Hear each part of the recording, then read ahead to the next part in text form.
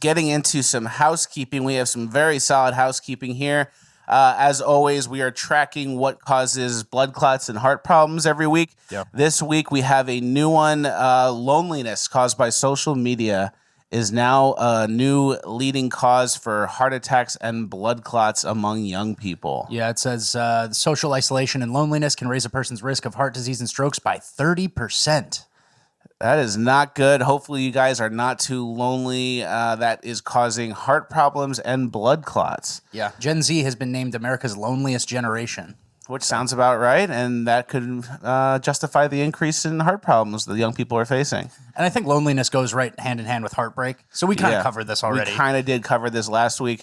On unrelated news, life insurance companies said that there's an unexplained increase in deaths. 48% increase in deaths in the age group 18 to 49, which is very strange. It says 40%. 40%, so it's probably nothing to worry about. Very strange. Maybe people are taking too many naps and drinking tea and are too lonely, or maybe you have too much joy. Yeah. It's all of those things could be leading indicators. Any combination of the two, though, really. I mean, you get two or more, you get loneliness and napping, you're done. So, you're done. Should I play the guys? Yeah, let's play the clip. U.S. life insurance companies have reported an overwhelming and unexplainable increase in all-cause deaths among 18 to 49-year-olds. Along with that, there's also been an increase in certain medical diagnoses, such as miscarriages and Bell's palsy. Here to Bell's give us palsy, her take didn't on Justin the new Bieber data have and what something she like that? believes. Yeah. Half the face slops? Probably nothing to worry about. It's probably nothing. Let the life insurance companies worry about it, I guess. And you know, it's funny. It's like the life insurance companies are the bag holders, right? They're like, wait, something is going on. Like something changed, something happened. And everybody else is like, shh, keep it down. And and if you got an experimental, you know what, you're not allowed to sue. But it sounds like the life insurance companies are really trying to get to the bottom of it, and litigious action is not out of the question. I think they're trying to sue the pharmaceutical companies as well. It's none of this is related to pharma. We can't assume that, obviously. But and this was like the numbers in this study. We're not going to play the whole clip, but it was like 2016, 17, 18, 19, 20. 20 was still fine. 20, which is when coronavirus was at its peak, 20 was still fine for the 18 to 49-year-old deaths.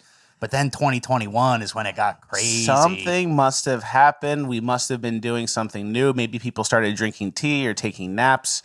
We will probably never know. Yeah. Moving on, I have a life update. I'm obviously going to share life updates with you guys when they're appropriate. I do have a life update. I stopped caring about hair in my food. That's disgusting. Isn't that crazy? I used to be a guy who, if he had hair in his food, I would go, that's done. Can't eat that anymore. It's all compromised. Send it back, throw it away. Actually, I probably wouldn't even send it back. I would just not eat it. Yeah. I've never seen you send something back, so... Thank you. Now I'm on a little bit of a different wave. I take the hair out and I separate the food that's contaminated and I eat the rest. And I've even found myself going back to the separated part and eating that without caring. So I don't know if it's a maturity thing, an age thing. Maybe now that we live in New Orleans and there's more hairs in our food because there's less standards here. That was a Florida problem too. Getting a random Consuela hair. Yeah. So I was always getting hairs in the food, but now I don't care anymore. Maybe I'm maturing. I'm probably growing up. That's a big mile marker for me. Let us know in the comments if you guys care about hair in your food. And then also comments always just help the show in general. And we hang out in the comment section for like the first 2 or 3 hours after an episode's released. We do. So call our bluff, leave us a comment, see if we reply to you. We most likely will. I no longer care about hair in my food. If a hair looks like it came from me somewhere, I'm like, okay. If it's a really dark, black, disgusting, unknown source, I don't know where it came from, I'm still throwing the entire thing out. That's a good point. Usually the hairs I'm seeing are little hairs that look like they could come from my mustache or my beard or my head. I'm talking about short hairs, mostly long hairs. I think the whole dish gets thrown out. Okay. So you still have some standards. You're just changed a little. Just changed a little, but I think for the better. Moving on. All right. Next piece of housekeeping. Sean Whalen, a fellow right-wing person. You could say that. Founder of Lions Not Sheep, that apparel brand a lot of people wear. He is under some fire right now because he misrepresented some of his products. He said they were made in the USA when they were probably made in other countries like China, Taiwan, or whatever. We are merch people, so I know that hustle. We sell a lot of t-shirts here, but we also never claim that they were made in the U.S. I don't fully know But they are screen printed in the U.S. Yeah, we are screen printing and fulfilling. Someone in America had to write Helen Keller denier, and they had to scrape it on. So exactly. So Sean Whalen's under some fire. Lions Not Sheep's under some fire. I think it'll blow over. I don't know what the status of the company is right now, if they're right where they were, or if they're thriving, or if they're taking a little bit of a hit from this drama. But I will say this. I, in my hand, have a Sean Whalen collector's card in plastic, protected, and original, with Sean Whalen on the front. And on the back it says, never quit. Pivot, adapt, and move when it gets hard, but never quit.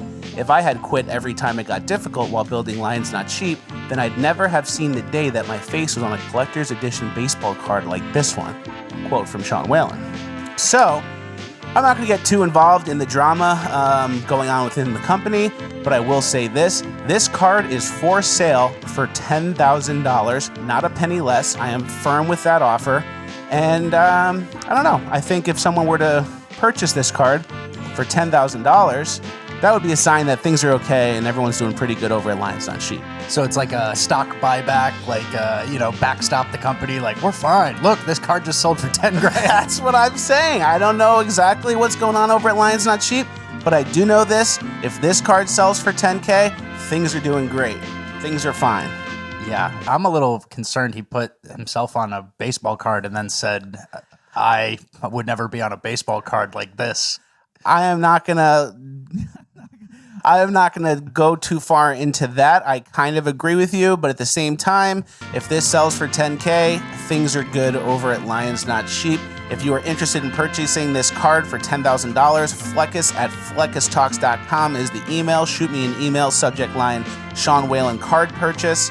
And I'll let you guys know. Full offer price. Full asking price. Full offer price, and then I'll send you wiring details, and then I'll keep you guys updated. Next week, if this sells within the next few days, I'll let you guys know in next week's episode what exactly happened there. Okay. All right, moving on. Guys, Fleckus thinks this is really going to sell. This is like his... I have it in plastic. It's mint condition. Never even been touched, never even been exposed to the air. It's in plastic. I think we got something here. Lions Not Sheep is a real company. Sean Whalen is a hustler. He's an entrepreneur. If his card sells for 10K, we're establishing a market there. I think that's a valuable proposition. Can I see it? Do we know how many are in circulation? Don't touch here? it too much. Whoa! Don't fell. touch it too much. Sean Whalen. Lions Not Sheep, brother. This is like a real baseball card, tops, like a real card. So, and that's why it's going for 10K. So my email is fleckus@fleccustalks.com. If you'd like to purchase it, let me know, and we will keep everyone updated and let you know if it gets purchased by next week. Moving on, we have some local art here in New Orleans where we live in the Bywater. One of the things that we pass by every day is like this pile of bikes, and here it is now. It's all white painted bikes. Like it's presented as art. And it was at one point. But it also rains here every day, so I'm beginning to think that this bike pile is going to become a rusted bike pile, and then it's going to become a rusted trash bike pile. So I just want to get on the record that I am not a big supporter of that art piece. I didn't think it was art all along, and it's just going to soon become an eyesore piece of trash on the side of the road. We actually had a conversation about art. And you were saying, like, what makes art good? What makes it valuable? Like, someone has to buy it for it to be good, right? Yeah. Does someone have to purchase art? Does there have to be, like, commerce around it that shows public interest to make it good? There's a good debate to be had there. And then we were talking about, I said all the best art pieces are, like, giant, hard-to-make things that, like, are commissioned by a city or something. Yeah, yeah. This one, I feel like, they may have commissioned it, but...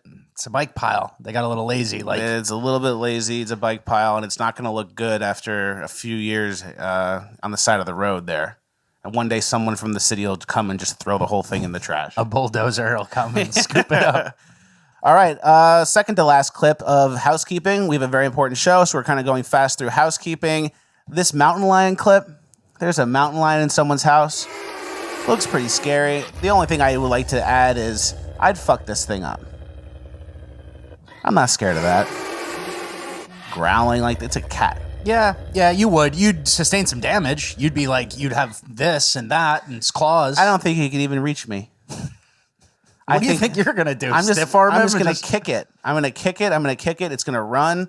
It's not even gonna have time to go on offense. I am not scared of stuff like that. Okay, that's fair. Get that out there. That's fair. Last piece of housekeeping. This is kind of I don't know if it's a new segment. Not really.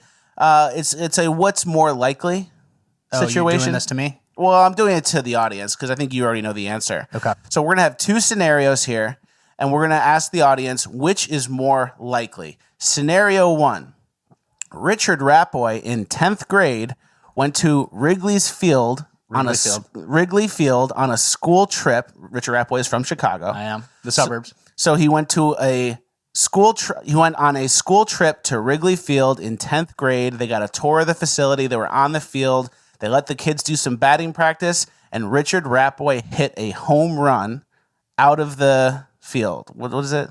Yeah, into the stands.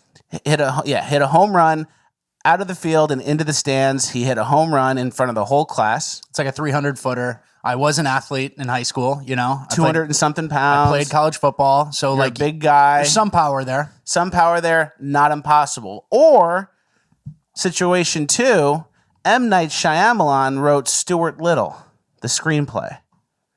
Which of those things is more likely? Place your votes. And the answer is, did you ever hit a home run, Richard Rapoy? No, never went on Wrigley Field. M. Night Shyamalan wrote Stuart Little. He wrote the screenplay, Stuart Little. And it's funny because Shyamalan does his twists and whatever. Uh-huh. And I guess in Stuart Little, the twist was early. It was not a kid, we're taking the rat. Yeah, we're taking the rat. We don't want to adopt a child. We're here to adopt a child, but instead we're going to take the vermin that's infesting the building. Well, that is the end of housekeeping. We are coming into